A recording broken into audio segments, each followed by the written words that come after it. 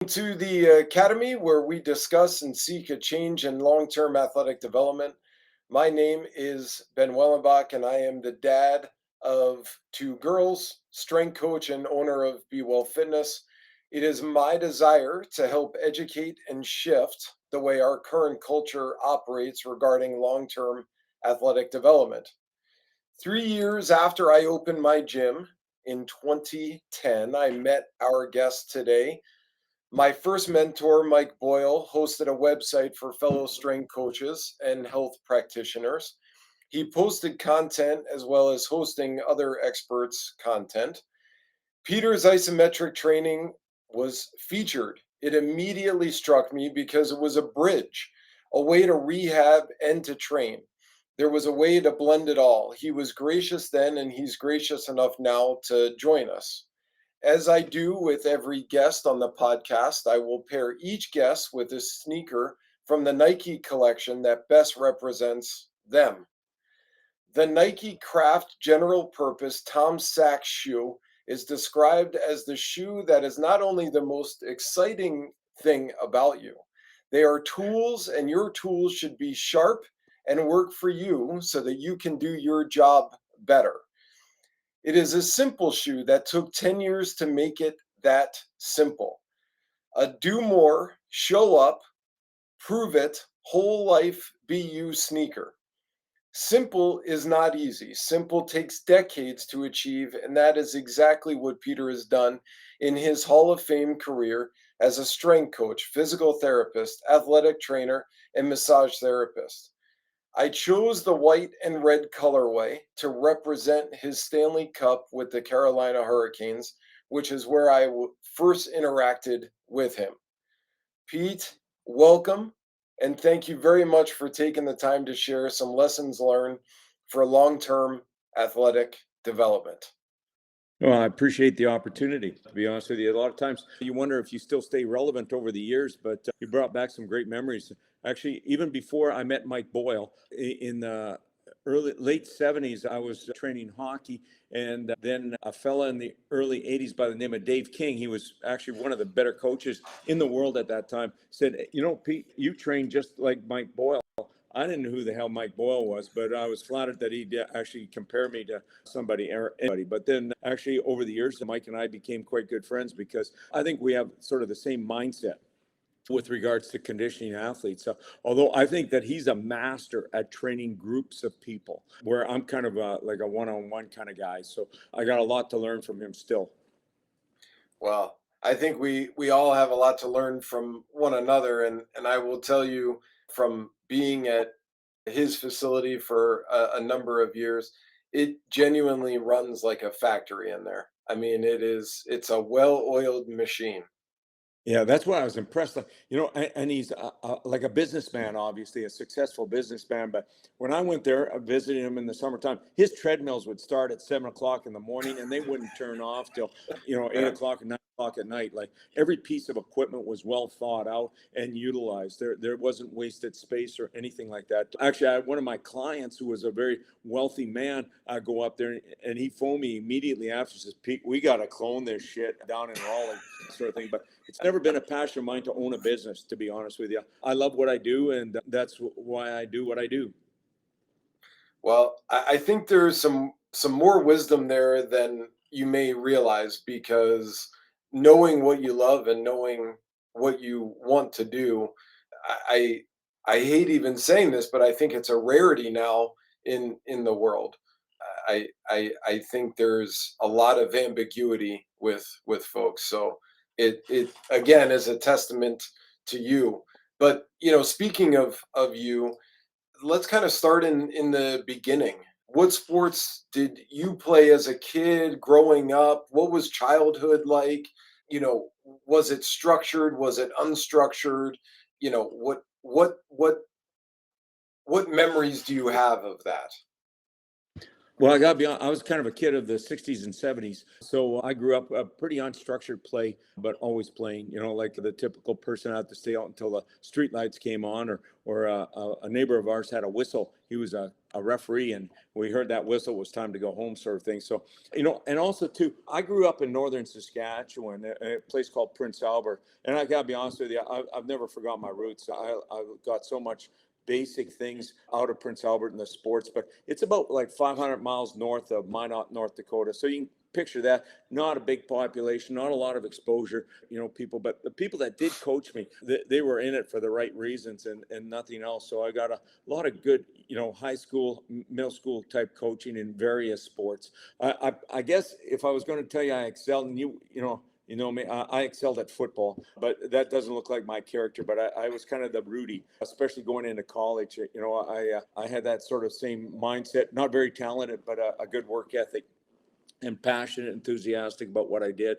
So, so I got involved in sports. And another thing, lasting memory, when I went to school in the 70s, and I don't regret that, is that most of my professors, I went to school in the States, but they came back from Korea and Vietnam. And when you learned an exercise, you learned all the minutiae of the exercise. You get slapped on the ass. Now, in today's society, you can't do that stuff, but it really drilled into me the importance of exercise and the detail that often, especially today, gets overlooked because of the metrics we use right now. So, yeah, I love cross-country skiing. Pretty much there wasn't one sport.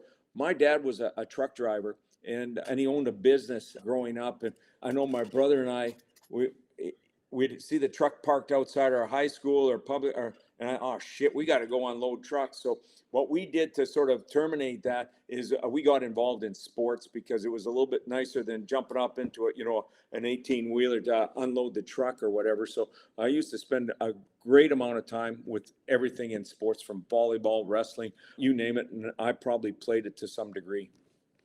That's awesome. I think I love not only, you know, the love of just playing, but the rationale of, avoidance too. This was better. This was better than that. That's pretty funny. Hey, you know Um, what though, honestly, and everybody says this, but one thing I learned from my dad is a work ethic. And I think I had to work hard. I wasn't very smart in school, so I had to work for every grade. And now people say, oh, I'm quite intellectual, or that. I'm knowledgeable because I've been in the business for 45 years, sort of thing. But that's one thing I did pick up from my dad being a truck driver. Well, it's funny you mentioned that, because my next question was going to be, what role did your parents play? And the reason why I asked this is because the role of parents, I think, has drastically changed. So I was born in '79. I grew up in the '80s, the '90s. Even then, in the '80s and '90s, I think it has, it may have even, evolved a little bit in from, let's say, the '60s and '70s when you were growing up. But I think nowadays it is a stark difference. And I'm just curious as to what role they played in your, let's say, athletics or various activities. Yeah, it's funny you'd say that because now my kids are old and growing too. And so, and then I compare myself, and I know you shouldn't compare yourself, but, to other parents and of today, and, young parents sort of thing. But, my parents never drove me to be a specific person. I mean, if I turned out to, do whatever, be on the truck, driving an 18-wheeler, they'd been happy with me. But they did instill, different attributes that I think helped my career evolve. Because I want to just tell you, and maybe I'm bragging about this too, but that I always worried about being in sports, right? Like, it's kind of nice, but people don't consider I worked after hours. I worked on weekends. I worked all holidays. And so, as you know, that gave up an awful lot of time with my kids. But, I think they all turned out pretty good, but I never pushed them. Like, I was gone. I got to thank my wife, actually, and I hope she's listening to this, that she did all the parenting. Well, I was gone a lot. But that's my bulldog. I apologize. But anyways, my son right now is the physio for the Denver Nuggets. Yes. And anyways, the point what I'm saying, I never pushed him into that career to be because but again, he kind of hung around with me throughout high school and stuff like that. But I think he has the attributes to whatever he chooses. Without me, my other two didn't go into sports at all. One guy's a lawyer, and the other one's chain supply in New York. All they have, I think, the attributes to be successful. I definitely never pushed a lawyer because we used to make fun of them, or my daughter who works spreadsheets. But I think that that's what helped me, is the attributes that I got, and not the direction, but the attributes that helped me find my love in life and fulfillment. You know, when I was talking with, well, first of all, let me just say this. You don't have to ever apologize for your dog. Secondly, when I was talking to Mike a couple months ago on the podcast, what's interesting is, he says almost to the T what you just said about your childhood. He loves sports. He was like average from a talent and like ability standpoint, but it was really his work ethic that, you know, he had to work really hard to do, or to, let's say, keep up with some of the other kids. And what we kind of, you know, concluded was I was fortunate enough to play hockey all the way through college. I was never the superstar on the teams. I would say I had enough talent to play in college or at the collegiate level, but what kept me there was what you and I do on a daily basis, which is the strength and conditioning side of things. If it genuinely wasn't for that and my, let's say, work ethic to go that route to support the skill, I would not have done what I've done. And to your point, I think the beauty of sports is that it gave you that's a classroom of life where, you know now that work ethic is, you know transferring into everything you do on a daily basis. Yeah. Just to add to that too, what I think, from my perspective too, being like not even close to the talent of people I've been around. Like I've been around some of the best hockey players in the world, NFL guys, NBA guys and stuff. And what I see is somebody from my journeyman type of attitude is I can appreciate athleticism more than they can, because they, have it. It's kind of, you never know. So when I see somebody jump, it's way different when that athlete sees them jump. I can tell you, I use my eyes, my ears, because I'm envious of it. And I just love that human movement, that sort of thing. And that kind of facilitates my strength and conditioning program. So again, the other thing that I really appreciate growing up is, unlike other physios or trainers, most of my best friends are coaches, that coach the skills sort of thing. And I spend an awful lot of time with them. Right now, one of the winningest coach in CI Canadian College, she's one of my best friends. She's now retired, but she's won more games than any other coach in Canada. But she's taught me more about volleyball and how to treat injuries and how to prevent injuries and to enhance their performance. Now I'm going to state and I'm going to try and pick their head coach's name or the talents as much. But I tried to do that, like with Peter Laviette, Paul Maurice, all of those people instilled in me more than my professors at school how to actually train athletes. If you have the open ear and the eyes, you never know where you find that little nugget or pearl. And I find most of them come from coaches, not from, people in the profession, but I'm real bad at this. And you got to watch, because any little pearl or gem I pick up, I give you credit for 2 weeks and then it's mine. Because, then I'm going to be dropping Mike Boyle's name all the time. And I don't want to do that, because then you're just a name dropper, right? So Yeah. and that's always been my philosophy. But I picked that up from Shirley Sarman, one of my mentors in my life. And she said the same thing. I thought, wow, if you can learn something from somebody else, I can do the same. But anyways, yeah, I really think those are beneficial for a person's career, is look outside your sort of area of expertise. And the coaches are a lot of times, unfortunately now, like, as you probably know, there's silos in sports medicine. The coaches, then there's positional coaches, then they've got sports scientists, then they've got strength coaches, and then they got physios, then they got trainers, and then they got nutritionists and psychologists. And I find that you'd think with more people, you would learn even more. Not the case. A lot of times those people maybe don't want to share, and maybe they're a little selfish or want to self-promote, sort of thing. So that's unfortunate. That's why I was blessed, to be honest. This year, what was kind of exciting, well, first of all, I started off with a brand new hip in February, which changed because, man, I'll tell you something, that's a whole experience in itself. But living with pain for, 12 months, maybe more, having a tough time walking, but I got that hip, but that kind of lit a fire. Wow, getting out of pain. Then I had the privilege of going to the Canadian College Volleyball Championships and watching our team do extremely well. Then I got to go to Winnipeg Blue Bombers, which is a CFL football camp, and got to start their season with them. Which, one of the trainers at the end says, Pete, I never saw you wipe your smile off your face for the whole week. And you know what? Damn it, that lit a fire on me. Then as you know, probably, I traveled around the United States and Canada teaching dry needling, which I think is a nice little perk to have. Then I got to go to this volleyball camp again to start their season in the Canadian college system. And now, starting today, as you know, I'm stepping into the shoes and interim position as the head trainer for NC State Wolfpack men's basketball, which is kind of a big deal. So, all of those things, the passion and stuff like that was all ignited, again, for me anyways. Well, I mean, there's a lot to unpack there. Oh, yeah. I talk too fast. I know that. There's no need to apologize. This is exactly what we want. And I think you bring up such an interesting point in regard to these silos. Oh, yeah.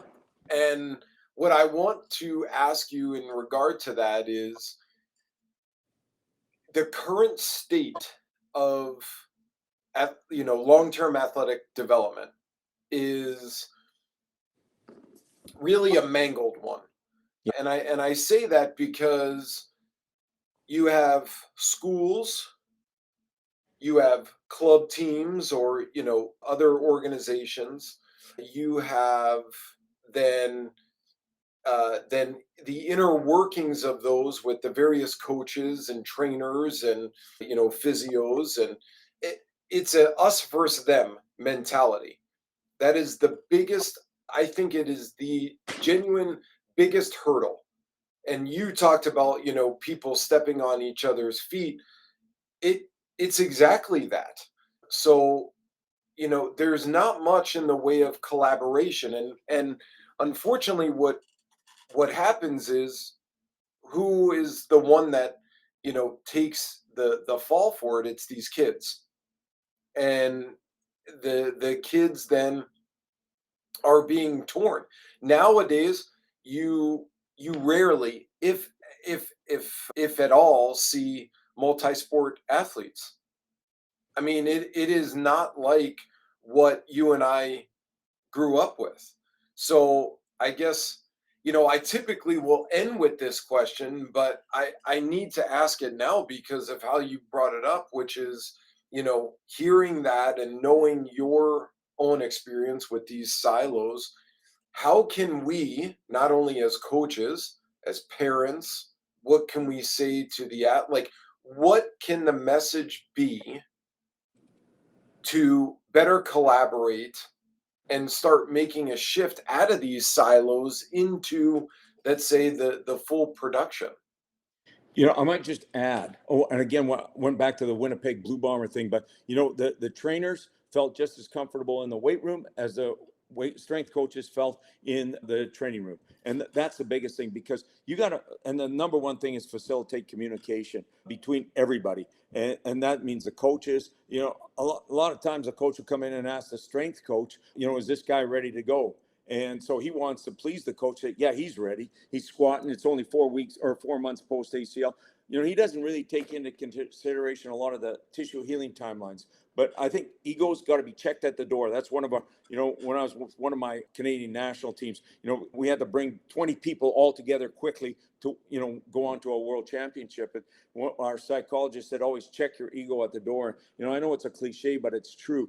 And I was going to just add, I agree with you. You don't provide the best product for the athlete with these egos, but not only that, usually one person out of that team or everybody gets fired when they don't get along. And you've seen that, and it's an ongoing thing. Either the strength coach or the trainer or the somebody's going to get fired when somebody, they don't collaborate. But the point being is that they got to collaborate.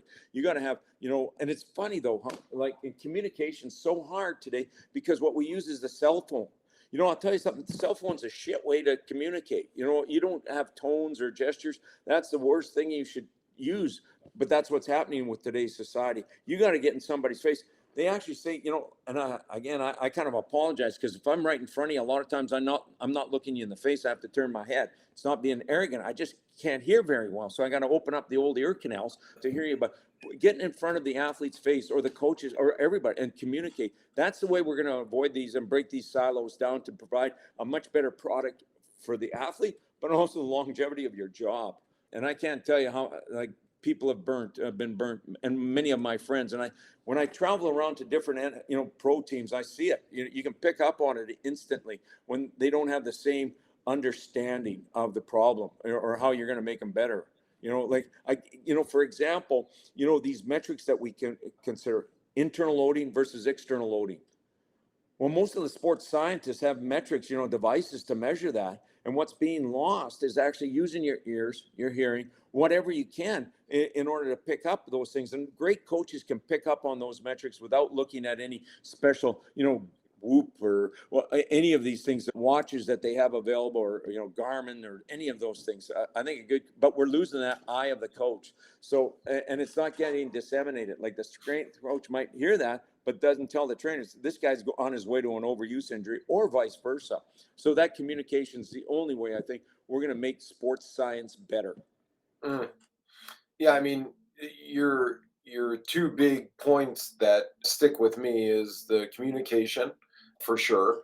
The other is, the ego, and I would say maybe the flip side to that is humility, because being being humble enough to walk into, let's say I'm the strength coach of a team. Me walking into the athletic training office, or the physical therapy, or even nutritionists, or whatever, that's a silo, using your terminology, it is. I'm not going in there pressing my ego on them. It's more of, you know again, like you said, using your words, collaborating and coming together. Exactly. I agree with you. Humility is a trait that's kind of being lost, or an attribute that's kind of being lost. I maybe it's because of social media too, because self promotion and stuff like that. And I don't have a problem with that, but when I enter a room, I hope I'm the dumbest guy there, so I can learn a ton and make that time very productive for me. Actually, I got a strength meeting over at State at 11:30, and I'm going in there with thinking these guys are, the best in the world, and I'm going to steal whatever I can. Like Shirley said, give them credit for a couple weeks, but then it becomes mine. But I agree with you about humility. Right? It's a trait that's missing. Respect, humility, discipline. These are attributes that I think parents pass on, but sometimes they forget about them, and that's what makes you successful in whatever you do. So how do we get those back? How do we start bringing the cycle back around? Oh, good point. Can I tell you, and from my previous experience, okay, last year at this time, the volleyball took me and the team over to Japan. And I don't know if you've ever been to Japan, but if you want to see those attributes in full grown flower, that's it, Japan. They still have those attributes to a point where it's almost awe-inspiring. So what that team does is they take them to a culture that actually has those attributes, sort of thing, and then they come back and hopefully they grow off those things. I know I personally did, but I'll tell you something, it's all about culture. And one thing with culture, and I've been in good cultures and I've been in crappy cultures. Cultures is the thing that I think sets, my son actually also worked for the Patriots. And you walk into that football dressing room, and you could tell that's a winning culture. When we won the Stanley Cup, you just had to walk in. You listen to the athletes talk after games, between, shifts and stuff like that. They were talking about hockey. Volleyball, same thing. Afterwards, they're talking about how to improve, different formations and stuff like that. That winning culture, one, if you haven't, never forget those people that were in that winning culture. Pay tribute to those people, those athletes. Don't ever forget them, even though they might have moved on. That's one thing. You know what I mean? But if you don't work at that culture every day, it just doesn't happen. And you know what? It can disappear in a second. But going back to it, if you ask me how to develop that, that's how you have to do it, through culture. And you got to get your best players on board with it. And that's what I did when I went to the NHL. I've been in 20 years in Canadian college in the major junior stuff. Like I didn't know what to expect, and I had to be myself. And a lot of guys said, "You ain't gonna last a year." You can see my personality, right? It's not conducive to a lot of hockey players that were never on training programs. But anyways, we developed a work ethic culture. And to be honest with you, in '02 we went to the Stanley Cup Finals. '06 we won it. And then also my buddy, who I follow quite closely, Paul Maurice, with the Florida Panthers. He's developed a culture down there second to none. But him and I spent a lot of time talking about that because we started at the bottom of the barrel in Hartford. So if you ask me, that's how you do it. Culture and work at it. I look, I'm smiling ear to ear because if you don't have it, you find some place that does have it and go there, study it, immerse yourself in it, like you were talking about in Japan, using your story. I thought it was hilarious when Paul Maurice got on the video for your Hall of Fame induction, and he said, "I thought you were only going to last about a week and a half, and you made it through. You stuck around." I think knowing where he is right now and watching his, let's say, interviews over the last couple years with Florida and the Panthers, there's no doubt that he has created that culture from the top down, for sure. Yeah, and he learned from the bottom up. I remember one time we were having a conversation. You know what? He said, "Pete, we don't have enough pictures of the Stanley Cup in our dressing room." And so we put pictures of the Stanley Cup. We had never won it, but that's what he wanted to do. But again, what's also nice about being around for so long? There's not a lot of good things about being old, right? Like, but the few things that are is that I told you about that volleyball coach in Canada, Lori Eisler, and I got to see her from I trained her in high school, man, and I then love that.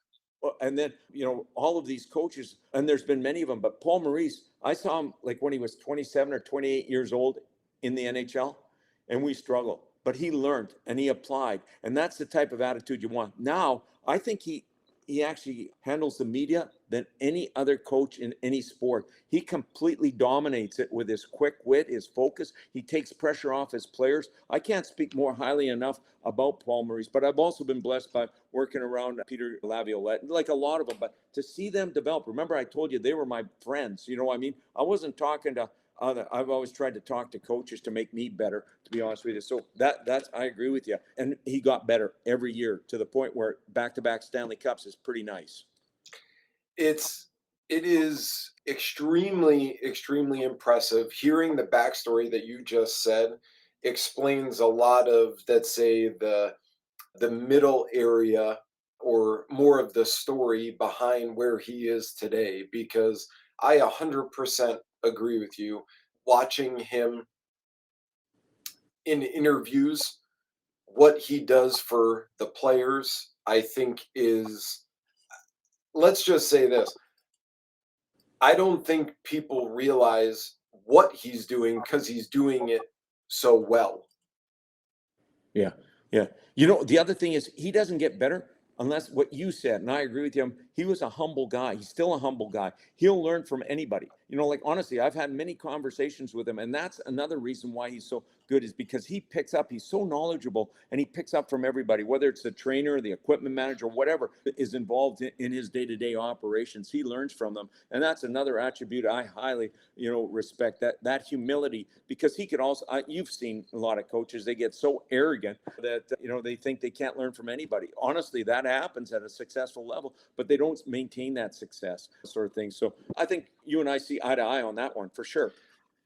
You know, I want to tap into same line, but I want to tap into what you said a little bit earlier about getting the players, the team, from the best players to the bottom, involved and a part of that culture, because I I I had the same story from Mike when he started working with the Red Sox. He went after guys like David Ortiz. He went after these top guys to instill and show value in what they were trying to do so that they could then instill it in the rest of the guys to support kind of the big picture. And look, I don't know this gentleman personally whatsoever. I was born in Philly, Pete, and one of my favorite hockey players of all time, not because I know his stats whatsoever, but because of his work ethic and his character. He went on to get traded to Carolina, was the captain of the team. He was also in your video, Rod Brindamore. Oh yeah. And this man still to this day, as a coach now, is not surprising to me. The team that continues to compete at a very high level every single year, because I like to think because of him. So my question kind of off of that is, what did you think of Rod, and and what do you think he as a leader of the team brought to the team? That's a loaded question. Like you said, a lot to unpack, to be honest with you. And one of the things that I always like to brag about is I trained Rod Brindamore longer in his professional hockey career than anybody else. So, when he got inducted to Philadelphia Sports Hall of Fame, we were playing Philadelphia. And if you know Philadelphia, they're the worst fans in the world. Like they'll catcall Worst. stuff like that. But anyways, he went out to do his, acceptance speech against the Philadelphia Flyers, and it still brings a lump in my throat because they actually cheered him, like they loved him there, sort of thing. And that's unfortunate that they lost him, but he loved it there, and he loved it, obviously in Carolina.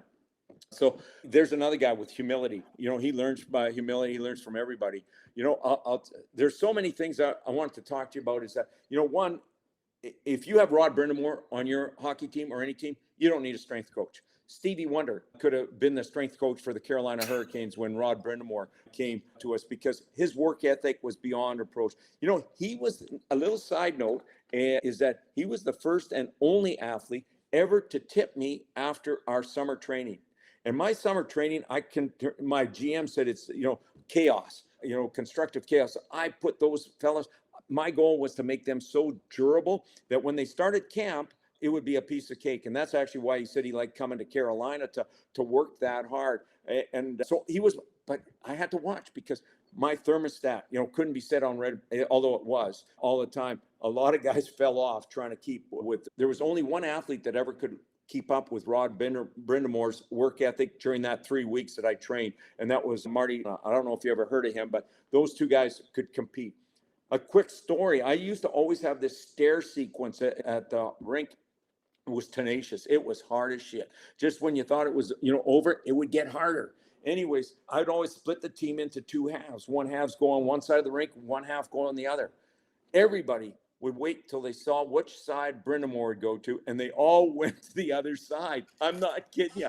I said, come on, guys, somebody has to work with Rod. But I'll tell you something, but also going back to, can I tell you one thing I want to clarify too, is that Mike and I talked about getting the first liners on side, and that's very important. But can I tell you something? If you really do that a lot, guess what happens to the third and fourth liners? They say they don't give a shit about us. They only care about the multi-million-dollar players, and you get dissension. So if you ever go into that situation, you spend all your time with the star player. Well, you know what? Honestly, again, what I'm saying is don't ever think about the third and fourth liners that aren't very important, because I'll tell you something, as you know, in Stanley Cups, it's usually the fourth line that actually stands out. And so you better have those guys believing in the process. And also that goes along with the culture you're trying. Not anybody can, again, train the top two lines or something, but if you got your end lines working as hard as the top lines, and we could debate this all you want, somebody's getting 27 minutes or 25 minutes, do you train them more than somebody that's getting 5 minutes? I don't know. They're both valuable to have. And so I go out of my way to acknowledge. And I always tell them, listen, if you've done something great in my workout, I should be your agent, because I'm going to let everybody know about it. And so that's my philosophy. Not just like what, Mike was saying about the top guys. Sure, they're important, but they're going to perform. Their skill-wise is off the charts. It's the other ones that also have to contribute to that culture if you want a real winning culture. So that's another point. Hey, what was your question about Rod? I think I answered it. I think you did. And here's the thing. Let me just say this. That story right there speaks volumes to you as a coach, and I'll tell you why. Because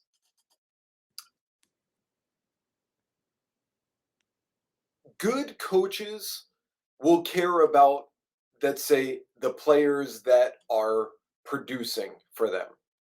Great coaches, Hall of Fame coaches, understand that there is a care and a purpose for every guy, gal on the team, regardless if they're getting 5 minutes or 55 minutes, because everybody's got a role. And whether it's hockey, whether it's volleyball, whether it's football, whatever sport it is, it could be corporate life. Everybody's got a role, and how that coach treats and handles their team really speaks volumes. Yeah, I totally agree. And the really successful you get, as like, you always have to look for potential in athletes. And if you can't find the potential, maybe you're in the wrong business. And so you look at those people. Another kind of quick story to that is an individualized program. When I started, we had this fella by the name of Stu Grimson. Now, Stu couldn't skate a lick. Good guy, honestly, a religious man, which I respect and stuff like that. Although when he was on the ice, he could pummel somebody like at a moment's notice. I remember the first time being on the bench with him with the Hartford Whalers, or maybe the first year with, it doesn't matter, but he was taking off his elbow pads on the bench. I was, why the heck are you taking off your elbow pads? Because I don't want him to fall on his elbow. He could fracture, bursitis, or whatever. That's what was going through my head. And about 2 seconds later, he's in a fisticuff, and he's just brown. But the point being is that we didn't get. I made an individualized program for him, and so instead of him being on a bike, I had him doing a UBE above his head, so you can appreciate the cardiovascular fitness in his arm, so he could hold those people, because that's how they get tired, right? Because they're on a tight clench, and nobody does that cardio. Again, that's kind of obsolete now. You don't see the fighters like you did back in the day. But talking about individualized program, if that's what we needed him to do, he's going to be the best at it, sort of thing. So we worked on his skills like that. And now, again, it's coming back. Grip strength is so vital for longevity of life or whatever. But, we had specific things for his hands to get stronger, his cardio, things like that to maximize his attribute to make us great. Little side note. I think it's a great story. I've been friends with and been around a number of quote unquote fighters in their role, and they are probably the most genuine guys off the ice that you'll ever meet, as a blanket statement. So I absolutely know that to be true. I know we're running to the top of time. If I could ask one last question for you, what what golden nugget would you like to leave from a long-term athletic development standpoint? You have, Zdeno Chara, who is now competing in Ironmans. His long-term development continues still after hockey. I know Rod continues to train and train hard. What would you like to say or leave for athletes, for parents, for coaches, for leaders of organizations? What could be a golden nugget to leave us with? And you can use a story to say it. Well, I'm going to kind of how I started out my talk with you is that I was kind of going through some dark times when I had hip pain, because one, I don't know if you've ever had a hip, but it never got better. And so then you wonder, should I get a hip replacement or not? And anyways, then you don't know how that affects your whole family. And it did. So everybody on side realized I needed a new hip. But with that said, I kind of lost my spark, honestly, for a lot of things, because if you're living in chronic pain, man, it affects your head. I got the new hip.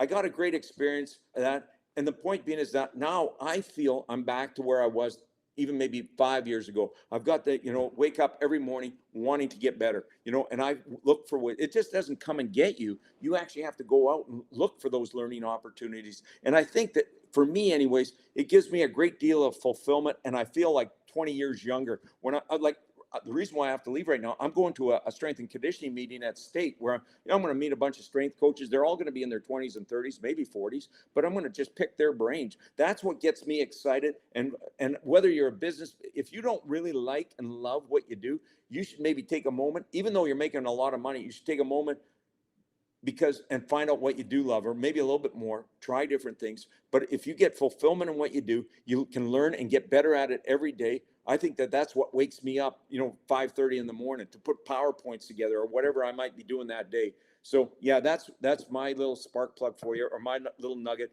on how to keep engaged. And especially as you get older, because I see a lot of my friends, they just stay at home, and they watch TV or whatever. It's easy to close down those things, but it's also really easy to open it up, man, and experience life to its fullest.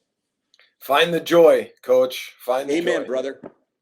Well, look, you go make the world better. I really appreciate your time, your stories, your expertise. I'm sure, honestly, I feel like I could hear stories for hours from you, but I'm really grateful for it, and I hope that we can do this again.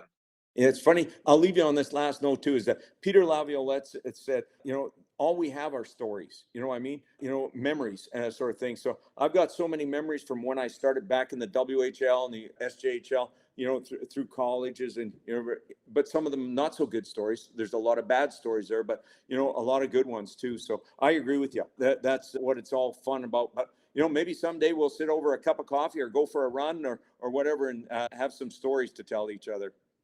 Well, thank you. I genuinely am grateful for the stories and for your time. I love the little Stanley Cup in the background too. Oh, look Uh, at I love that. two Conn Smythes there. Oh my God, Coach. I mean, the Stanley Cup is the greatest trophy in all of sport. Yeah, And maybe I'm biased because I was a hockey guy, but yeah. uh, I'll tell you, any championships, something that you got to remember, sort of thing. And so, but yeah, that was pretty particular, interesting, because 82 games, they're the hardest wins to get because it takes about 2.5 months. What those hockey players have to play through is something phenomenal. Again, another story for another time, but I've seen guys play with broken bones, like just stuff that, you'd never expect. I remember the night we won the Stanley Cup, I had a fellow that actually broke his wrist he didn't block the puck correctly. He went, instead of double stack his legs, he went in with his forearms, broke his wrist. He comes up to me, he says, "Pete, I think I broke my wrist." I felt it. I said, "Yeah, you did, because you could feel the bones move." He diagnosed himself. He says, "Give me another shift." I said, "Shit, this is the Stanley Cup. I'll give you as many shifts as you want." Anyways, he went out. He's their centerman. He couldn't take a center. He lost the job. But the point is, we took him in. We strapped it up as well as we could and put him back. He played. And the thing is, after the game, he didn't say anything. But about 5 o'clock in the next morning, I get a call saying, "My wrist is on fire, baby."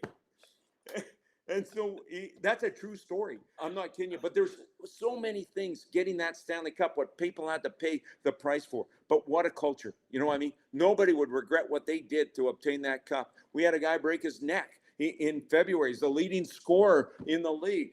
I'll tell you something. We've never been in first place ever. And then we lose our top scorer. Every reason to shut her down. But we didn't have that type of culture. Our athletes just picked it up. And we went on to a great season and a phenomenal playoff series. Sorry, I can go on about stories, but I won't. I got to get to a meeting. But man, I really appreciate this opportunity. well, I again thank you. I really hope that we can do it again, because this has been so much more of a pleasure probably for me than you. But I'm really grateful, and we'll stay in touch, and we'll hopefully do this again. Super. Thanks for your time. Thank you.